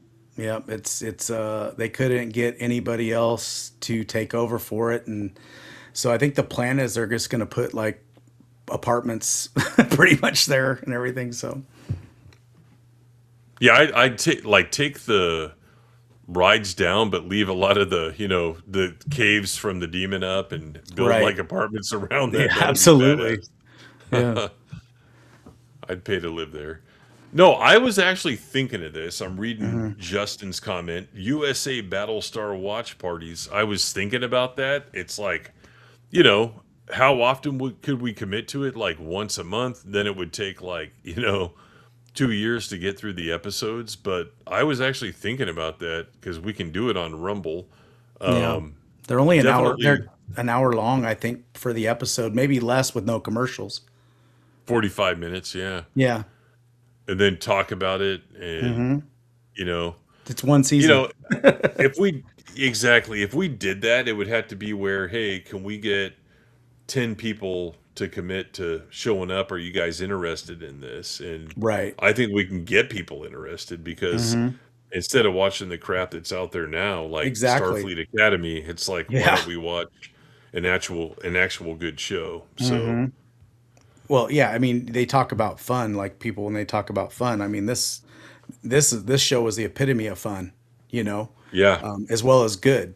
And like I said, if you haven't seen it or you watched it a long time ago when you were younger and you didn't really get it, you should give it at least another try.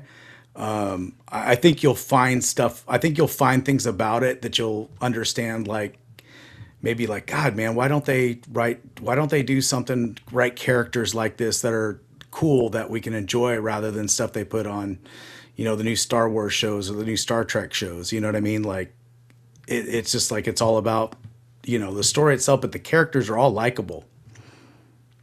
yeah, except Baltar. Yeah, except Baltar. Yeah, I mean, even if you appreciate him. He does a great villain. Like you appreciate what he does and what he brings to the show because Yeah, he's believable. As a true traitor. Like, and you see him like, you know, just I mean, he carries his part well. He's like a he's like a wrestling heel almost. yeah, exactly. That's a great way to put it. You know what I mean? He's a Yeah, true wrestling heel, and it's funny because like in the scenes that he's with Adama and they're having their like moments and stuff like that. I mean, you got Adama who's like totally like based, a leader of people, and even he is, but as much as he knows Baltar's bad and stuff like that, he still willing to give him a mercy and all this stuff. He could have every reason to put him in the airlock, right? But he doesn't yeah. because he realizes like he goes, here we are, we're basically being wiped out, humans, and he's a human. Why would I want to go ahead and contribute to getting rid of another human? So that's where he's coming from. Whereas all the other people were like Starbucks, like get rid of him, shoot him out the airlock essentially, and Adama won't do it because he just has that, that's the way he is. So like I said, just the way this show itself is, it plays out is there's so many things, aspects about it. Like you can talk about the technical stuff and everything, but just like I said, I really enjoyed all the characters in the show, even the secondary ones. And like I said, I mean, yeah, obviously you can, if you really want to nitpick their stuff, but and it's got its campy moments, but I mean, there's every show in that era would have some campy moments, you know what I mean? But it's not, it's still like I said, way ahead of its time for what else was out at the time, you know? Yeah. And I forgot to mention this earlier. I was going to, but you got Colonel Ty, right? Oh yeah, Terry Carter. That guy, I don't know, just what a awesome, great character. Like awesome. very grounded. You know what I mean? Hmm. Like just he wasn't like goofing off like a lot of the warriors and stuff were. He was just like, hey, I'm the reliable second in command Yep. type of guy, and in the diversity too. It's like no forced diversity. It's like, hey, the second in command, Colonel Ty happens to be black. Boomer, uh, different type of guy. Yeah, he Right. has dark skin, but it's not. They don't act the same. So way Yeah. ahead of its time in that sense too. Because like you said, All in the Family they're going up against. Oh They're yeah. openly talking about race relations. Right. So correctly on Right. Battlestar Galactica, which they're advanced, hundreds, if not a few thousand years ahead of us. Hmm. They have faster than light travel, all that type of stuff. It's not even an issue, right? It's just Right. like, hey, this guy who has dark skin happens to be second in command. Hmm. So way ahead of its time in terms of that stuff too. Yeah, absolutely. And you talk about like Colonel Ty, I can think there was he was always the serious one. He's the, second in command and everything. But I think there's a couple episodes where he actually shows his sense of humor and stuff, or he's caught in a Hmm. moment where he's like embarrassed. And so he's just it kind of gets him out of his routine. And just the way he comes across is kind of there's some moments where he has some funny moments. But like you said, he's second in command of the fleet, and then you have like the women. Look at Sheba. She was actually the lead pilot for the Pegasus, right? A Hmm. female. Yep. And then you had, I think, Athena. I think she was a bridge officer. She was Hmm. she was high rank as well. And they all played their roles really good in this. Like I said, this is before it wasn't forced diversity. They just made it that way. So, and Yeah. it played out, and I don't remember anybody having a problem with that. No, not It at just, all. because the show was good. Everyone played their role so good. It was believable. It wasn't forced at all. You totally felt like they have that deal. If you remember too, there was there's just a lot of stuff, like you always talk about, like some hidden messages and stuff like that too. I think with Battlestar, you didn't see like a lot of the stuff that it was basically man versus machine. That was the ultimate conflict, right? There's a genocide against humans. The machines are the enemy, the Cylons.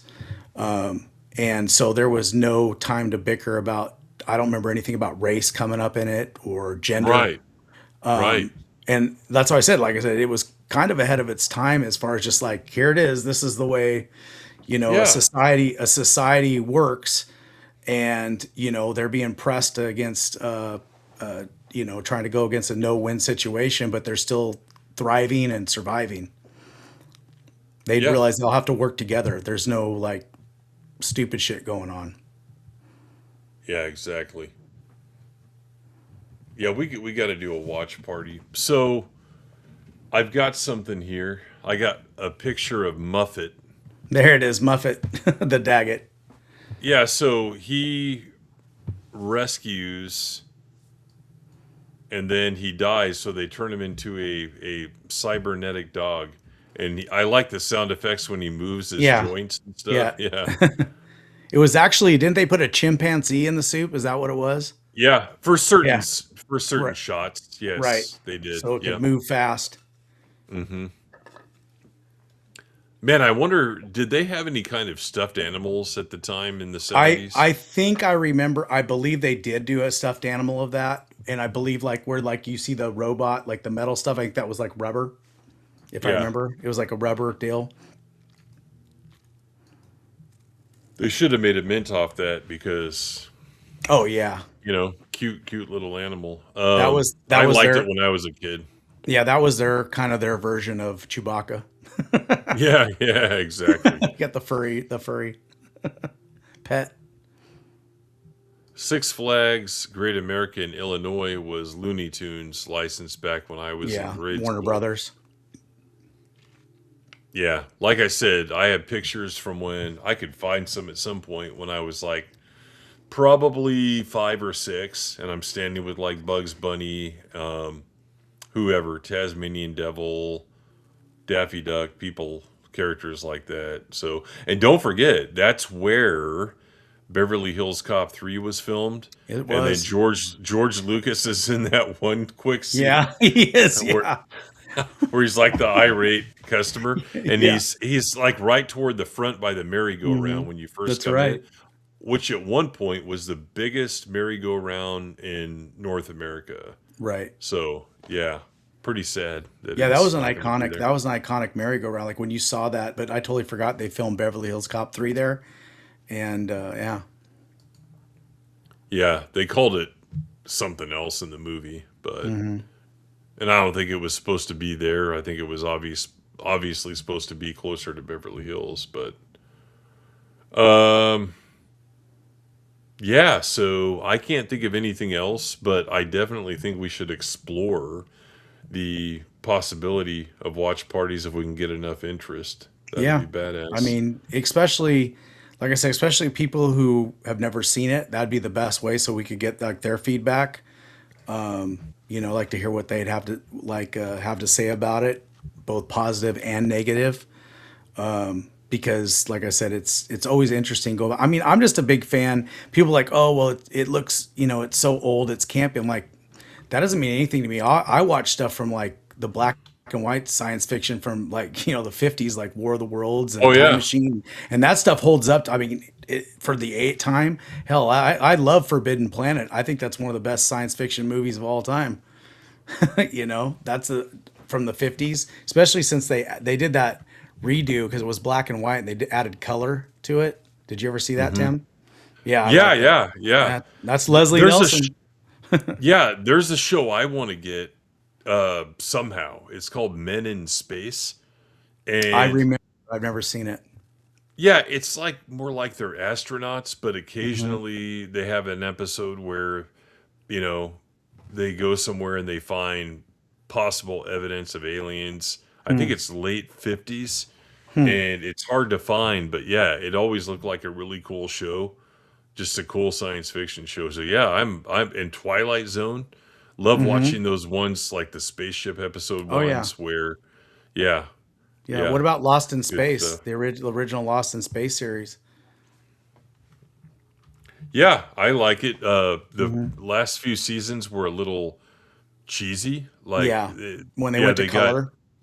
yeah, they kind of got worse, but that first Hmm. season I think was really good. Hmm. Like, hey, this is different. Here's our Hmm. dilemma. We're stuck here. What are we gonna do? And stuff like that. But then, like in the color ones, it's like, how many people or things are on this planet that they're Right. crashed on? So Hmm. yeah, Kind of turned into Gilligan's Island.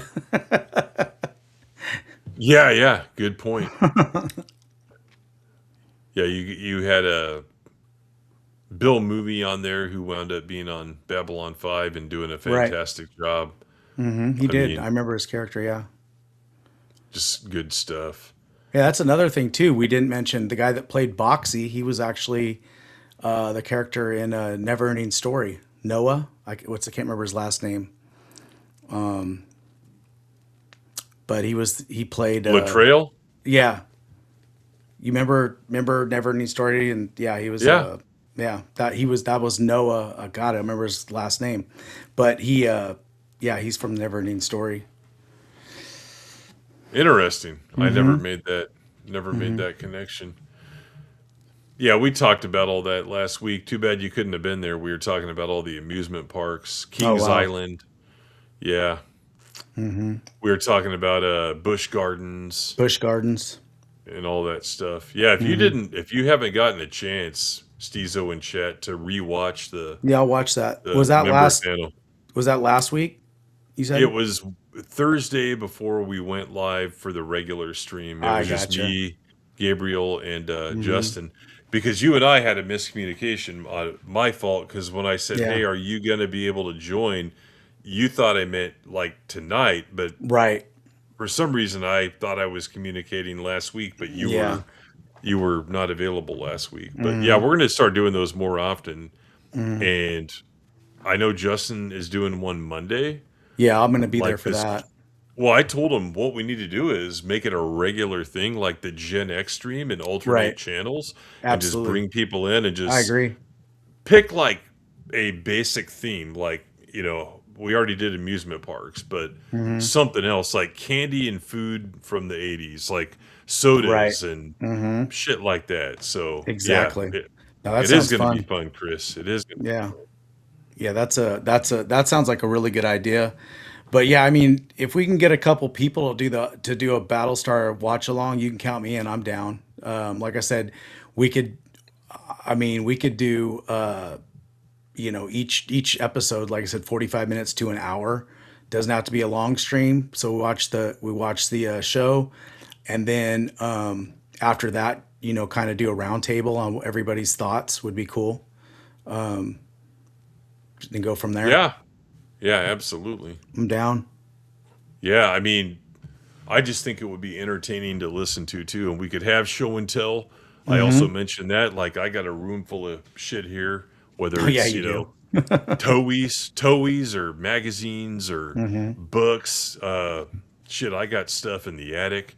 I got some of my wife's stuff from the '80s that Hmm. just all kinds of stuff. Oh Yeah, yeah. and Greg would be a great contributor as well. Oh, and by the way, Greg, I have some news for you. For the very first time today, I tried Culver's, and it was excellent. Culver's, yeah. Hamburger, yeah, so damn good. It's funny I how c- that's. I'm sorry to cut you off, but go no, it's ahead. all good. I was gonna say that's funny too. Like, when obviously if you travel like different parts, there's some, places you hear people talk about like certain restaurants or whatever that are regional. They're not like nationwide, like a McDonald's. So like if you said, you know, people talk about Whataburger and how they're out in the Texas Central area and stuff like that. Out there, it's big, and then out west here, it's In and Out, and the comparisons and people, you'll notice that too. Like whatever it is, whether it's food, whether it's beer, things like that, it's kind of regional. Like, what are you talking about? You've never had that before? It's like, well, I don't live there. Yeah, like I've said this since 1995. Like In and Out Burger is so overrated. Like I the first agree. time I went there, I'm like, we got one in Stockton Hmm. off March Lane, and number one, it was like 750 a combo, and this is like in '95. So Yeah. do the adjustment for inflation there, Hmm. and I'm like, I mean, it did make me want to throw up, but it's like this just isn't that good. What a burger! No fire, Chris, because I tried it, and I'm like, nope, it's just not that good. And then Five Guys, I was like, holy shit, this is good. So for me, it's like Five Guys and Culver's are like fighting for the top. And I Yeah. think Culver's may win because of the buttered bun. Mm. I mean, yeah, Ekley agrees that buttered bun. Yeah. If you go to So do if you you go to get like credit? Yeah, that's true. If you go to a regular restaurant, though, if you go to a regular restaurant and have a burger, it tops all of those because they're Oh using yeah, fresh. in Yeah, most cases. yeah. Yeah. Yeah. If you go to like a real like restaurant and stuff like that, every burger I usually have is usually a lot better than any sort of like fast food burger I've ever had. There was a small chain, I think mainly Midwest, and they probably only had like 5 locations. It was called Cheeburger, and Hmm. they had like 4 different sizes of burger, and one of Hmm. them is a pound, right? If you ate the pound, but this is a long time ago, they would get a Polaroid, take your picture, and put it on the wall.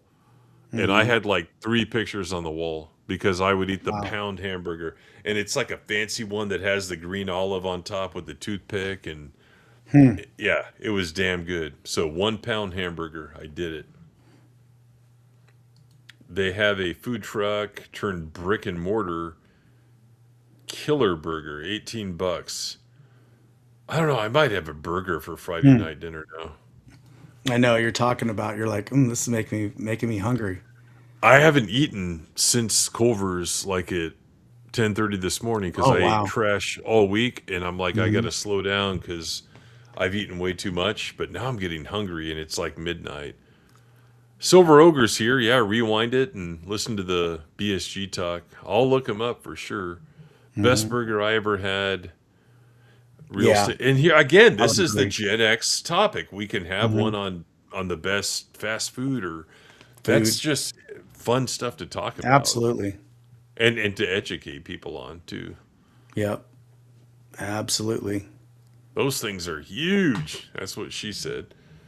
All right, so we have rated Darth Melvin, who is streaming, and that completes my raids for the month. And I Nice. guarantee this stream will complete my watch hours. I'm done. Like the bonus shorts, I'm going to try and make 10 over the next 4 days to hit the 30. So we'll see what the creator program goals and the shorts bonus goal does.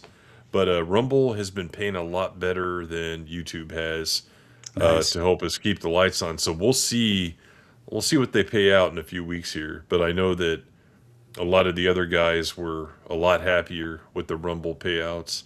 And it's hard, like doing the 30 hours. Like time you're streaming 30 and watch time is 200. So in other words, like if 10 people were watching for an hour, it's 10 hours. But the actual 30-hour just stream time, it's how long am I actually live. So if you think about it, streaming twice a week, if there's 4 weeks, sometimes 5 in a month, can you get in 3-4 hours every time, right? It gets tiring. So I'm glad I made it. We'll see how Rumble performs payment wise, and we'll try to keep doing it. But it's hard to do Thursday and Sunday every single week, and to Yeah. keep things fresh. So, but we'll keep on trying because it's what we do. Thank you very much. Appreciate it. But yeah, we'll look into the watch parties if we can get people to commit to that and show up. Yeah, it is the It original. is. Yeah, go back and watch that and let us know if you want to join in on the watch party. I got some ideas there of, how we can share it on the screen and stuff. But we're beating around the bush here, guys, so we're going to take off. Thanks for being here. And Yeah. more than likely, we'll see you Sunday night for something. So have a fantastic night, and I hope you guys go into the weekend and have a fun time. See ya.